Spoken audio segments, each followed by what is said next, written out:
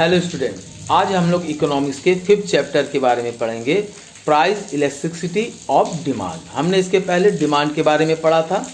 आज हम लोग उसके इलास्टिसिटी के बारे में पढ़ेंगे। इलास्टिसिटी का जो बेसिक नेचर क्या होता है, जो फ्लेक्सिबल हो। अब ये फ्लेक्सिबल डिमांड के साथ कैसे वर्क करता है, अगर हम लोग सिंपल वे में अगर इसको समझना चाहें, elasticity of demand has been explain to observe change in demand due to change in price. यानी प्राइस की वजह से अगर उसके डिमांड में जो भी चेंज आते हैं तो उसको हम लोग प्राइस इलास्टिसिटी ऑफ डिमांड के नाम से जानते हैं। अब जो प्राइस इलास्टिसिटी डिमांड है उसके अलग अलग इकोनॉमिक्स ने अलग अलग डेफिनेशन प्रोवाइड की है।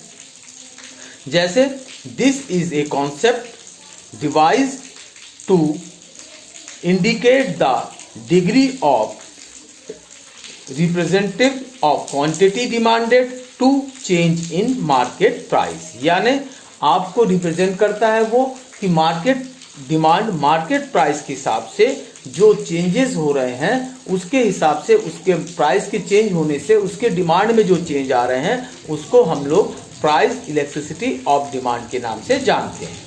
अब इसको अगर हम डिफाइन करना चाहें तो इसको इलास्टिसिटी ऑफ डिमांड का जो फार्मूला होता है, proportionate change in quantity demand upon proportionate change in price. यानी क्वांटिटी को हम लोग Q से आइडेंटिफाई करते हैं और प्राइस को P से, और जो चेंज ऑफ क्वांटिटी या चेंज ऑफ प्राइस की बात करते हैं उसको हम लोग डेल्टा Q या डेल्टा P के से हम लोग एक्सप्लेन कर सकते हैं। अब ये जो चेंजेस होते हैं इसको अगर हम फार्मूले में कन्वर्ट कर दें तो इसका फार्मूला बनेगा proportionate change in quantity of demand का डेल्टा Q अपॉन Q और प्रोपोर्शनेट चेंज इन प्राइस का डेल्टा P अपॉन P। तो ये जो चेंज होते हैं इन्हीं को हम लोग किस नाम से जानते हैं, इलास्टिसिटी ऑफ डिमांड के नाम से जानते हैं। अब इसको जो चेंजेस होते हैं, ये जो हम लोग इसको 5 सेक्टर में डिवाइड कर सकते हैं। पहला रिलेटिव इलास्टिक डिमांड, तो E ग्रेटर देन 1 यानी कि आपके प्राइस से ज़्यादा डिमांड में चेंजेस आ रहे हों। फिर रिलेटिवली इन इलास्टिक डिमांड यानी जिसमें कोई चेंजेस ना आ रहा हो, E लेस देन हो 1 से। यूनिट इलास्टिक डिमांड यानी जहाँ पे कि प्राइस और क्वांटिटी ऑफ डिमांड में इक्वल हो, यानी कि E इक्वल टू 1 के। परफेक्टली इन इलास्टिक डिमांड यानी जहां पे कि प्राइस में चेंज ना हो मगर डिमांड में क्या होता हो रहा हो, चेंज हो रहा हो। परफेक्टली इन इलास्टिक डिमांड यानी कि जो कि आपको मतलब ये 5 तरह के आपके कैटेगरी होते हैं जिसको हम लोग इलास्टिक डिमांड को वहां पे हम लोग एक्सप्लेन कर सकते हैं। अब जैसे पहला था relative elastic demand, when due to change in goods demand change proportionately greater than change in price. यानी क्वांटिटी का डिमांड किससे ज़्यादा होना चाहिए, प्राइस से ज़्यादा होना चाहिए। तो इस तरह जो चेंजेस होते हैं इसको हम लोग रिलेटिवली इलास्टिक डिमांड के नाम से जानते हैं।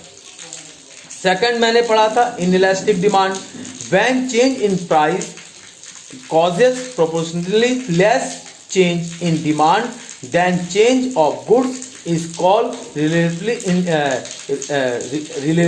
elastic demand। यानी जहां पे कि आपके पहले कंडीशन में प्राइस से ज़्यादा क्वांटिटी डिमांड हो रहा हो, यहाँ पे प्राइस से कम क्वांटिटी डिमांड हो रहा हो, तो इस तरह को हम लोग इन इलास्टिक डिमांड के नाम से जानते हैं। तीसरा यूनिट इन इलास्टिक डिमांड, यहाँ पे क्या होता है कि जो आपके प्राइजेज में चेंज होते हैं वही आपके क्वांटिटी डिमांड में भी चेंज होते हैं। When change in price of goods produce similar proportionate change in demand then demand of that goods is called unit elasticity of demand. यानी दोनों आपस में क्या होते हैं, बराबर होते हैं।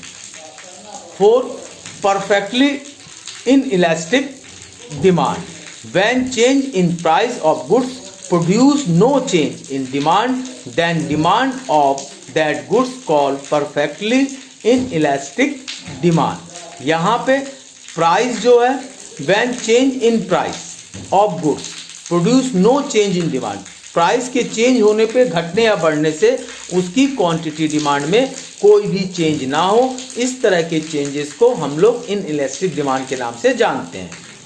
Perfectly elastic demand when negligible और no change in price of goods, यानी गुड्स के प्राइस में कोई चेंज ना हो बट उसकी क्वांटिटी डिमांड में क्या होते रहे, चेंज होते रहे, तो इस तरह के डिमांड को हम लोग क्या कहते हैं, परफेक्टली इलास्टिक डिमांड के नाम से जानते हैं। अब इसको मेजर करने के लिए हम लोग मेजरमेंट करने के लिए 3 मेथड को फॉलो करते हैं, एक प्रोपोर्शनेट और परसेंटेज मेथड, दूसरा ज्योमेट्रिक और point method and third is the total expenditure method. Percentage method में जो क्या करते हैं, दिस मेथड वाज, इसमें क्या करते हैं, according to this method for calculating the elasticity of demand proportionate और percentage change in demand is divided by proportionate और परसेंटेज चेंज इन प्राइस, यानी जो डिमांड क्वांटिटी डिमांड में जो चेंज हो रहा है प्रोपोर्शनल में या परसेंटेज में, उसको डिवाइड कर देते हैं आपके प्रोपोर्शनेट और परसेंटेज चेंज इन प्राइस से। तो ये आपका फर्स्ट मेथड है। सेकेंड मेथड में ज्योमेट्रिक और पॉइंट मेथड में, दिस मेथड में हम लोग क्या करते हैं, to calculate elasticity of demand at any point of the demand curve and tangent to that point is drawn. तो इसमें हम लोग ज्योमेट्री का इस्तेमाल करते हैं, टेंजेंट का इस्तेमाल करते हैं, तो lower segment upon upper segment in दोनों को आपस में डिवाइड करते हैं, तो उससे हमें आपका इलास्टिसिटी ऑफ डिमांड का पता चल जाता है। टोटल एक्सपेंडिचर मेथड में commodity price into commodity demand, इनको आपस में मल्टीप्लाई करते हैं, तो ये जो मेथड होता है ये आपका एक्सपेंडिचर मेथड के नाम से इसको हम लोग जानते हैं। आगे जो हम लोग पढ़ेंगे, various degree of elasticity of demand in straight line demand curve. Straight line demand curve कब होता है, डिमांड कर्व को जो चेंजेस होते हैं इसको हम लोग 5 सेक्टर में बांटते हैं। पहला, E equal to infinite, E greater than 1, E equal to 1, E less than 1 and E equal to 0। तो ये जो कंडीशंस होती है, जो हम लोगों ने अभी 5 times of elasticity of demand में पढ़ा, परफेक्टली अनइलास्टिक डिमांड, तो ये सब उसी को क्या करते हैं, रिप्रेजेंट करते हैं। अब इंपॉर्टेंस क्या है इलास्टिसिटी ऑफ डिमांड का, पहला useful in theory of value, यानी कि हम इस प्रिंसिपल के थ्रू, इस रूल्स के थ्रू हम लोग किसी भी गुड्स ऑफ प्राइस की यूटिलिटी को मेजर कर सकते हैं। फिर useful for the monopolist, monopolist किसे कहते हैं, जिनका मार्केट में कोई कंपटीशन ना हो। A monopolist use price discrimination policies to maximize the production by taking different price from different consumers in different markets. A monopolist charges higher price in market of having lower elasticity and change lower price. तो यानी जहाँ elasticity अधिक होती है वो price को अलग high करता है, और जहाँ लोअर इलास्टिसिटी होती है वो वहाँ पर प्राइस को क्या करता है, लोअर रखता है। Useful the theory of the distribution, ये जो प्राइस इलास्टिसिटी ऑफ डिमांड है ये डिस्ट्रीब्यूशन थ्योरी में भी काम करता है। यूजफुल फॉर गवर्नमेंट के लिए भी है, तो ये सारे फिर यूजफुल टू इंटरनेशनल ट्रेड के लिए है, फेयर एंड ट्रेड के लिए भी है। तो इस तरह से ये अलग अलग सेक्टर में इसका क्या करते हैं, यूटिलाइज करते हैं। Thank you.